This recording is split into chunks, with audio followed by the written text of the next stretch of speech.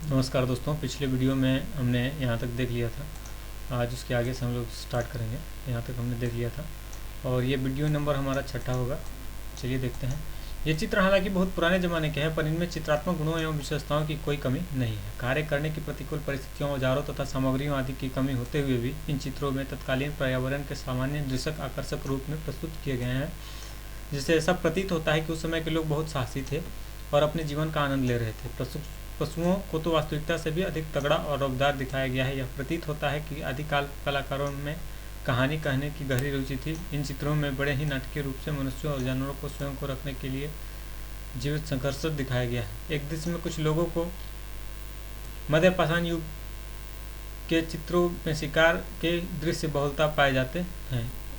यह एक ऐसा ही दृश्य है जिसमें लोगों को एक समूह भैंसे को मारते हुए दिखाया गया है। कुछ घायल व्यक्तियों को इधर उधर पड़ा दर्शाया गया है। यह चित्र अंकन की कला में श्रेष्ठता प्रदर्शन करते हैं। नृत्य का दृश्य।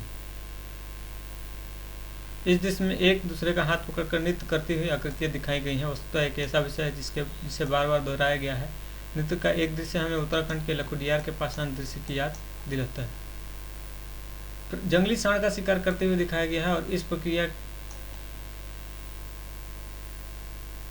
कि कुछ लोग घायल होकर इधर उधर पड़े हैं। एक अन्य दृश्य में एक जानवर की मौत की पीड़ा से तड़पते हुए और शिकारियों को खुशी से उसके चारों ओर नाचते हुए दिखाया गया है। ऐसे चित्रों से यह प्रकट होता है कि मनुष्यों में जानवरों पर अधिकार रखने का भाव पैदा हो गया था।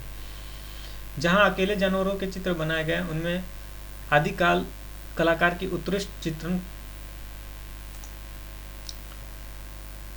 चित्रण कला स्पष्ट दृष्टिगोचर होती है। ऐसे चित्रों में रंग सामंजस्य और समानुपात दोनों का यथार्थ एवं संतुलित मिश्रण दिखाई देता है।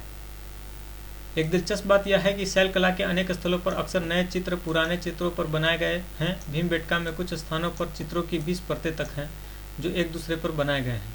यहाँ प्रश्न उठता है कि कलाकार एक ही स्थान पर बार बार चित्र क्यों बनाते थे। इसका एक कारण तो हो सकता है कि जब किसी कलाकार को अपनी रचना पसंद नहीं आती थी तो वह उस पर अपनी दूसरी रचना चित्रित कर लेता था। दूसरा कारण यह हो सकता है कि वे चित्र और स्थान पवित्र या विशिष्ट माने जाते थे और उन पर कलाकार बार बार चित्र बनाते थे। यह भी संभव है कि भिन्न भिन्न पीढ़ियों के लोग ने भिन्न भिन्न समय पर एक ही क्षेत्र में ये चित्र बनाए थे।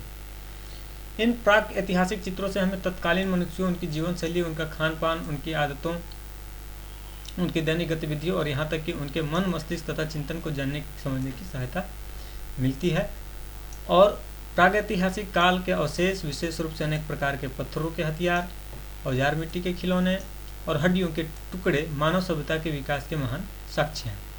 तथापि उन सबसे अधिक महत्वपूर्ण तो ये शैल चित्र हैं जो आदिकालीन मानव हमारे अमूल्य धरोहर के रूप में हमारे लिए छोड़ गया। कुछ प्रश्न हैं, प्रश्न के अनुसार आपको कुछ इसमें कार्य करना है। प्रश्न देखिए कुछ हैं। आपके विचार से प्रागैतिहासिक काल के लोग अपने चित्रों के लिए विषयों का चुनाव किस प्रकार किया करते होंगे। गुफा चित्रों में मानव आकृति की अपेक्षा जानवरों की आकृति अधिक होने के क्या कारण हैं।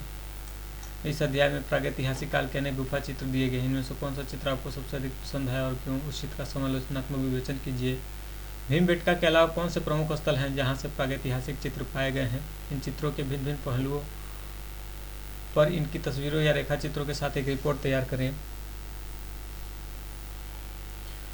कुछ इसी तरह की चीज़ें हैं। और ये देखिए, प्राचीन नगर और आधुनिक नगर। आधुनिक नगर, ये प्राचीन नगर हैं जी सारे।